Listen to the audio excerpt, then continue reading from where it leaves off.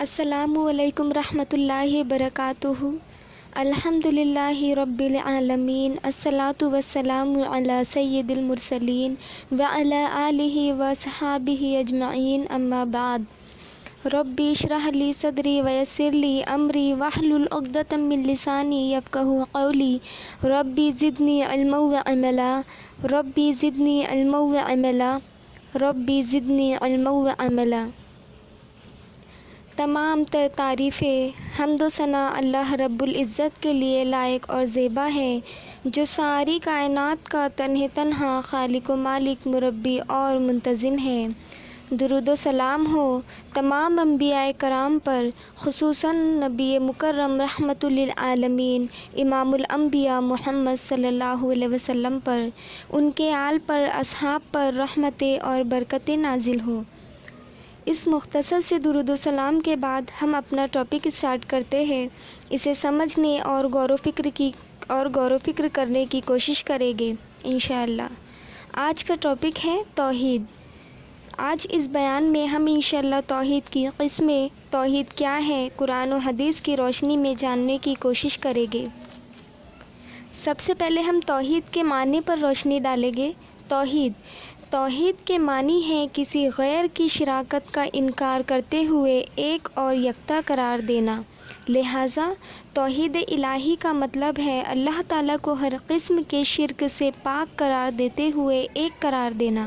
لیکن یہ جاننا ضروری ہے کہ کن چیزوں میں اللہ تعالیٰ کو بلا کسی شریک کے ایک قرار دینا لازمی ہے۔ اسلام کے 5 ارکان ہیں، جن میں سب سے پہلا رکن توحید ہے۔ توحید اسلام کی وہ اصل بنیاد ہے جس پر باقی 4 ستون قائم ہیں۔ ہم مسلمان یعنی فرما بردار، یہ نہیں مانتے کہ خدا ایک ہے۔ صرف یہ ماننا کافی نہیں، ہم مسلمان مانتے ہیں توحید میں وحدانیت، صرف ایک خدا ماننا کافی نہیں ہے۔ اسلام میں توحید میں ماننا فرض ہے۔ کائنات میں جو ساری چیزیں مخلوق ہیں، سب کو ضرورت رب کی ہے، رب کو کسی کی ضرورت نہیں۔ اور ہم یہ ذہن نشین رکھیں کہ مشرکین مکہ بھی رب کو مانتے تھے۔ کائنات میں جو بھی چیزیں ہیں، چھوٹے سے چھوٹا ذرہ، بڑے سے بڑا مادہ، وہ ہر چیز کے لیے اوورآل اللہ پہ ڈیپینڈ ہے، لیکن اللہ کسی پر ڈیپینڈ نہیں ہے۔ کائنات کے ہر ذرے کو ضرورت اللہ کی ہے، لیکن اللہ رب العزت ہر ضرورت سے پاک ہے۔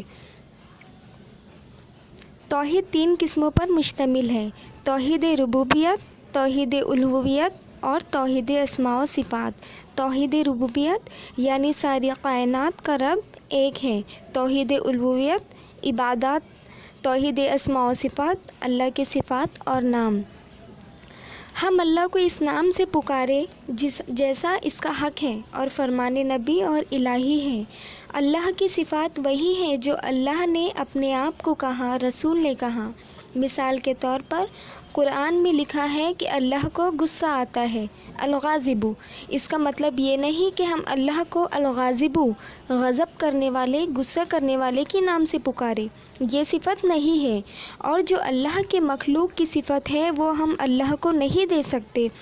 فار ایگزامپل، مثال کے طور پر ہم مخلوق کا کام ہے، ہم مخلوق جو ہے کبھی جھوٹ بولتے ہیں، چوری کرتے ہیں، دغا دیتے ہیں، دھوکہ دیتے ہیں، تو یہ ساری مخلوق رب کی مخلوق سے، یہ ساری جو صفات ہے وہ رب کی صفات سے یکساں نہیں ہو سکتی، وہ رب کی صفات سے میچ نہیں ہو سکتی۔ رب کی جو صفات ہے وہ الگ ہے اور مخلوق کی جو صفات ہے وہ الگ ہے۔ ہم مخلوق کی صفات کو رب سے اور رب کی صفات کو مخلوق سے کمپیئر نہیں کر سکتے اور نہ ہی اس کو ملا سکتے۔ اب ہم باری باری ہر اقسام پر روشنی ڈالیں گے۔ توحید ربوبیت یعنی اللہ کو رب ماننا۔ عربی زبان میں پیدا کرنے والے اور قائم رکھنے والے کے لیے ربوبیت کا لفظ استعمال کیا گیا ہے۔ اللہ تعالیٰ کو کائنات کی ہر چیز کا خالق و مالک، رازق اور کائنات کے تمام امور کی تدبیر کرنے والا ماننا توحید کی ربوبیت ہے۔ حتیٰ کہ اللہ کو رب ماننا ربوبیت ہے۔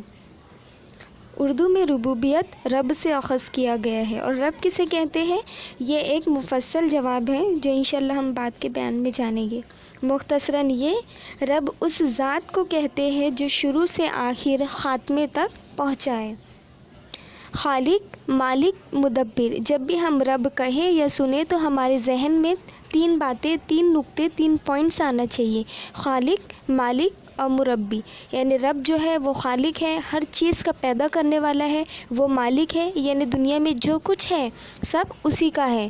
اور مدبر مینس پلانر، یعنی ہر چیز کو پلان کرنے والا، ہر چیز کو طے کرنے والا کون ہے؟ رب ہے۔ ہر چیز کو طے کرنے والا رب ہے۔ فرمان الہی ہے، الزمر سورت کی آیت کا ترجمہ ہے: اللہ ہی ہر چیز کو تخلیق کرنے والا اور وہ ہر چیز پر نگران ہے۔ اللہ تعالیٰ کو اس کے افعال میں یکتا ماننا توحید ربوبیت ہے، جیسے خلق اور تدبیر وغیرہ۔ فرمان الہی ہے، سورہ فاتحہ کی آیت نمبر 1 ہے: الحمدللہ رب العالمین، تمام قسم کی تعریف صرف اللہ ہی کے لیے ہے جو تمام کائنات کا رب ہے، رب پیدا کرنے والا۔ پھر آتا ہے توحید الوہیت۔ ابھی ہم نے کیا جانے؟ توحید ربوبیت۔ اب انشاءاللہ ہم توحید الوہیت پر روشنی ڈالیں گے۔ توحید الوہیت کا معنی ہوتا ہے اللہ کو ایک مانے، تمام قسم کی عبادت کو صرف اللہ رب العزت کی ذات کے لیے خاص کر دینا، اور کسی قسم کی عبادت میں اس کے ساتھ شرک یعنی کسی کو شریک نہ کرنا، یعنی کسی کو شریک نہ کرنا، کسی بھی غیر کو شریک نہ کرنا توحید الوہیت کہلاتا ہے۔ جیسے دعا، قربانی، عبادات وغیرہ۔ جب ہم عبادت کرتے ہیں، نماز پڑھتے ہیں، روزہ رکھتے ہیں، تو ہماری نیت صرف کیا ہوتا ہے؟ ہماری نیت صرف یہ ہوتی ہے کہ ہمیں رضا الہی مل جائے، یعنی ہم جو بھی عبادت کر رہے ہیں اس کا صلہ ہم کس سے مانگ رہے ہیں؟ رب سے مانگ رہے ہیں۔ اور کس کے لیے روزہ رکھ رہے ہیں؟ اللہ کے لیے۔ ہم کسی اور کو شریک نہ کریں کہ ہم ان کے لیے رکھ رہے ہیں یا ہم کو وہ ثواب دیں گے، نہیں، ایسا نہیں۔ ہم جو بھی عبادت کر رہے ہیں اس کا صرف اور صرف صلہ دینے والا کون ہے؟ اللہ رب العزت ہے۔ اور جو ہم قربانی دیتے ہیں جان کی، مال کی یا کسی بھی جانور کی، تو ہم کس کے نام سے دیتے ہیں؟ اللہ رب العزت کے نام سے دیتے ہیں۔ اور دعا بھی جو مانگتے ہیں ہم، تو کس سے مانگتے ہیں؟ اللہ رب العزت سے۔ اور بے شک ہر چیز کا دینے، کرنے اور سننے والا رب العزت ہے۔ فرمان الہی ہے: وَإِلَٰهُكُمْ إِلَٰهٌ وَاحِدٌ لَا إِلَٰهَ إِلَّا هُوَ الرَّحْمَٰنُ الرَّحِيمُ۔ سورہ بقرہ کی آیت ہے، ترجمہ: اور تمہارا معبود ایک ہی معبود ہے، اس کے علاوہ کوئی عبادت کے لائق نہیں، وہ رحیم ہے۔ بے شک۔ اور حدیث نبوی ہے، بخاری شریف کی حدیث ہے، حدیث نمبر 1395: لوگوں کو پہلی دعوت یہ دے کہ اللہ تعالیٰ کے علاوہ کوئی عبادت کے لائق نہیں۔ یعنی ہم کو جب دعوت دینا ہے تو سب سے پہلے کس چیز کو ظاہر کرنا ہے، کس چیز کو بتانا ہے کہ اللہ جو ہے وہ ایک ہے اور اللہ کے سوا کوئی عبادت کے لائق نہیں۔ یعنی سب سے پہلے دعوت دینے والے سامنے والے کو کس بات کا ذہن نشین کروانا ہے، کس بات کو اس کے ذہن میں ڈالنا ہے؟ وحدانیت، یعنی اللہ رب العزت جو ہے وہ ایک ہے اور وہی عبادت کے لائق ہے اور اس کے سوا کوئی معبود نہیں۔ بخاری شریف کی ایک اور روایت ہے، حدیث نمبر 7372: اللہ کے ایک ہونے کی دعوت دی جائے۔ یعنی ہم جب بھی دعوت دیں تو سب سے پہلے کس بات کو بیان کریں؟ توحید کو۔ اس کے بعد آخری آتا ہے توحید کی آخری اور تیسری اقسام ہے توحید اسماء و صفات۔ اللہ سارے ناموں صفاتوں کو مانے اور قرار دے، یہ ہے توحید اسماء و صفات۔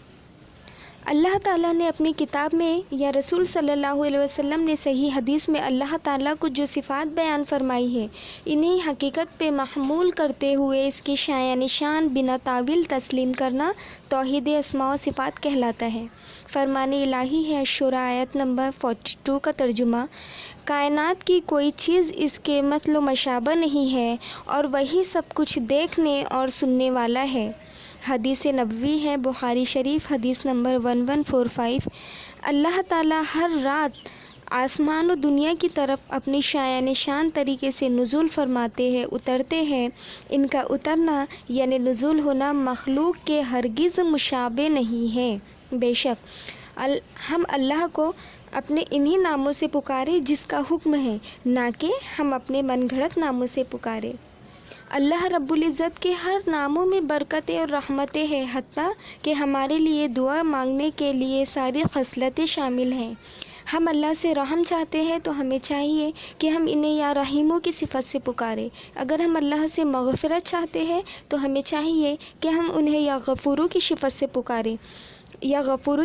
پکاریں جب ہم اللہ سے رزق یعنی روزی کی کشادگی چاہتے ہیں تو ہمیں چاہیے کہ ہم انہیں یا رزاقوں کی صفت سے پکاریں۔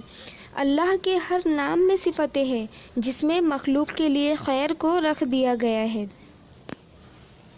اب آخر میں اس بیان کے اختتام کے ساتھ اللہ رب العزت سے دعا ہے کہ اللہ جو بھی ہم نے سنا، اللہ ہمیں اس میں غور و فکر عمل کرنے اور دوسروں تک پہنچانے کا ذریعہ بنائے، ہمارے لیے ثواب جاریہ بنائے، جب تک زندہ رکھے ایمان و اخلاص کے ساتھ زندہ رکھے، اور جب ہمارا خاتمہ ہو ایمان و اخلاص پر ہو۔ آمین یا رب العالمین۔ وما توفیقی الا باللہ۔ السلام علیکم رحمۃ اللہ وبرکاتہ و مغفرتہ۔